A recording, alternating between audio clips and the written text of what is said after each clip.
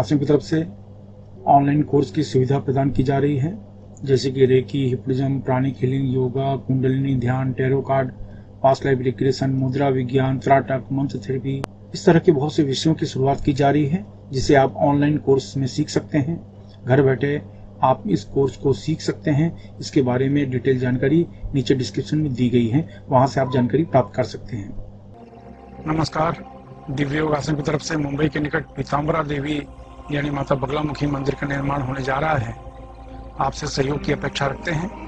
अगर आप सहयोग करना चाहते हैं तो आप बैंक ट्रांसफर, पेटीएम या यूपीआई के द्वारा दान कर सकते हैं और यह दान इनकम टैक्स के आयकर धारा एटीजी के अंतर्गत टैक्स में छूट का लाभ भी ले सकते हैं। इसके बारे में अधिक जानकारी नीचे डिस्क्रिप्शन में दी गई है।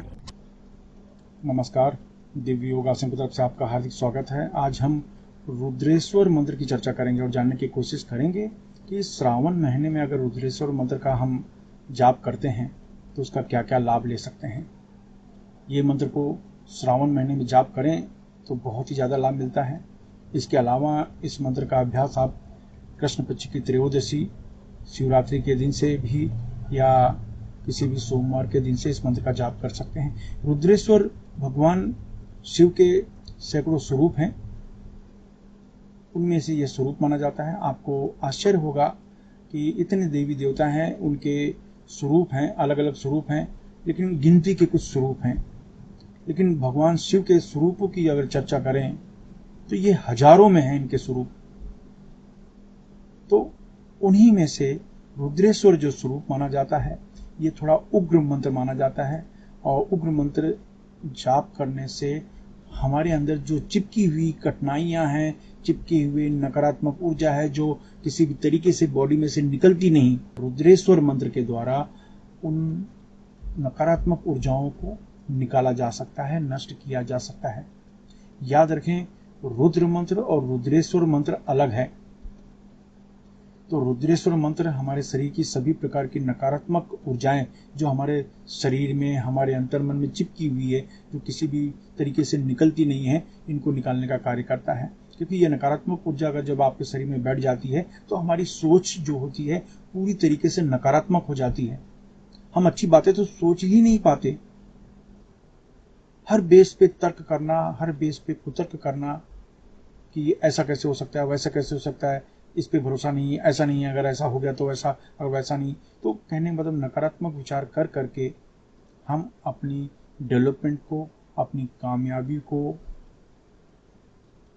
सफलता की ऊंचाई पर पहुंचने नहीं देते और हमारे कार्य बीच में रुक जाते हैं, अधूरे हो जाते हैं।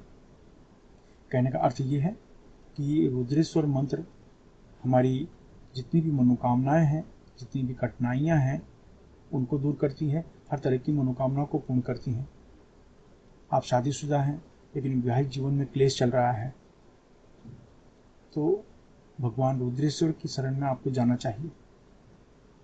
शादी नहीं हो रही है, आप लड़की की तलाश में हैं, आप लड़के की तलाश में हैं, मनपसंद पार्टनर नहीं मिल रहा है तो रुद्रेश्वर साधना करना चाहिए। पति गलत लाइन में है, गलत दिशा में भटक गया है, कहीं दूसरी स्त्री के चक्कर में है, तो रुद्रेश्वर मंत्र बहुत ही लाभकारी माना जाता है। शादी के बाद संतान की प्राप्ति नहीं हो रही है, संतान के लिए आप बहुत भागदौड़ कर रहे हैं, तो रुद्रेश्वर मंत्र का जाप किया जाता है।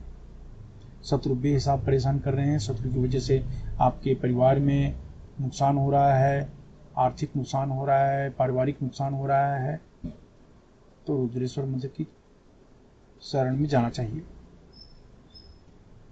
कोई न कोई बीमारी आ रही है तो रुद्रेश्वर मंत्र की शरण में जाना चाहिए।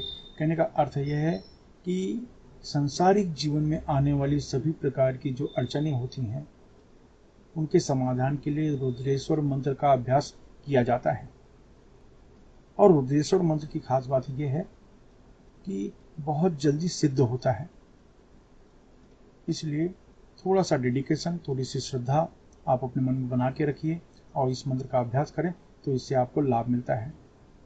आइए जानते हैं इनका अभ्यास कैसे करें। ढेर ढले वस्त्र पहन किसी भी शांत कमरे में बैठ जाएं। अगर आप जमीन पर नहीं बैठ सकते हैं तो किसी कुर्सी पर या सोफे पर शांत होकर बैठ जाएं। अब अपने दोनों आंखों के बीच में ध्यान करते हुए रुद्रेश्वर मंत्र ओम ह्रीं ह्रौं रुद्रेश्वर महादेवाय सर्व सुख समृद्धिं देहि देहि ह्रौं फट। ओम ह्रीं ह्रौं रुद्रेश्वर महादेवाय सर्व सुख समृद्धिं देहि देहि ह्रौं फट। ओम ह्रीं ह्रौं रुद्रेश्वर महादेवाय सर्व सुख समृद्धिं देहि देहि ह्रौं फट। इस मंत्र का उपांशु जाप करें, यानी धीमी आवाज में इस मंत्र का जाप करें। इस मंत्र को आपको आधा घंटा रोज जपना चाहिए। श्रावण महीने में किसी भी दिन से शुरू कर सकते हैं, नहीं तो किसी भी सोमवार से इस मंत्र की शुरुआत कर सकते हैं। इस मंत्र को 21 दिन किया जाता है और आधा घंटा मंत्र आप जाप करें, इससे आपको लाभ मिलेगा। लेकिन अगर किसी कारण से आप किसी माला का उपयोग करना चाहते हैं तो रुद्राक्ष माला या स्फटिक माला से इस मंत्र का आप जाप कर सकते हैं। तो रुद्राक्ष माला से आप जाप करते हैं तो 11 माला इस मंत्र का आपको जाप करना है। 11 माला 21 दिन, और 22वें दिन किसी को फल या भोजन का आप दान कर दें। याद रखें, पैसे दान न करें। पैसे दान करना है तो किसी मंदिर की दान पेटी में आप दान कर दें। ये मंत्र आपकी सभी प्रकार की मनोकामनाओं को पूर्ण करता है, लेकिन इसके साथ में इसके साधना की, इसके अभ्यास की कुछ विधि होती है, कुछ नियम होते हैं। आइए जानते हैं उन नियम के बारे में। अपनी पूरी श्रद्धा बनाए रखें। इस मंत्र को गृहस्थ सन्यासी कोई भी जप कर सकता है। इस मंत्र से शरीर में अत्यधिक गर्मी पैदा होती है, इसलिए ढीले ढाले वस्त्र पहनकर अभ्यास करें। महिलाओं को सम्मान दें। पति पत्नी अगर इस मंत्र का अभ्यास करें तो 10 गुना ज़्यादा लाभ मिलेगा। अगर आप नौकरी कर रहे हैं, बेरोजगार हैं या विद्यार्थी हैं, गृहिणी हैं, तो इस मंत्र को पूर्व दिशा की तरफ मुंह करके जपें। अगर आप व्यापार कर रहे हैं, कला के क्षेत्र में हैं, तो इस मंत्र को पश्चिम दिशा की तरफ मुंह करके जपें। अगर आप लॉटरी, सट्टा, शेयर मार्केट से जुड़े हैं या बैंकिंग क्षेत्र, मेडिकल क्षेत्र, होटल के व्यवसाय के क्षेत्र में है, तो इस मंत्र को उत्तर दिशा की तरफ मुंह करके जपना चाहिए। अगर आप जमीन खरीदने बेचने का कार्य करते हैं, खेती का कार्य, लोहा, कोयला, चमड़ा तथा तेल के क्षेत्र में, या कोई ऐसा कार्य करते हैं या कोई ऐसा क्षेत्र जिसमें ब्रोकरेज या दलाली लेनी पड़ती हो या देनी पड़ती हो, तो इस मंत्र को दक्षिण दिशा की तरफ मुंह करके जपना चाहिए। इस मंत्र का जाप 18 वर्ष के ऊपर कोई भी स्त्री पुरुष कर सकता है। याद रखें, जब भी आप कोई अच्छे कार्य की शुरुआत करते हैं या संकल्प करते हैं, तुरंत कोई न कोई अड़चनें आनी शुरू हो जाती है, इसलिए प्रबल संकल्प के साथ अभ्यास करें। इस मंत्र का जाप सूर्यास्त के बाद करना चाहिए। धूम्रपान, मद्यपान, व्यसन, मांसाहार से बचें। ब्रह्मचर्य का सख्ती से पालन करें। मासिक धर्म की समस्या में महिलाएं 3 से 5 दिन का गैप करके फिर आगे कंटिन्यू कर सकती हैं। अभ्यास समाप्त होने के बाद अश्विनी या वज्रली मुद्रा अवश्य अपनाएं। यह मुद्रा आपको ब्रह्मचर्य का पालन करने में मदद करती है। अश्विनी या वज्रली मुद्रा क्या है, यह जानने के लिए नीचे डिस्क्रिप्शन में लिंक दिया है, वहां से जानकारी आप प्राप्त कर सकते हैं। आशा है आप अपने जीवन में हमेशा खुश रहेंगे।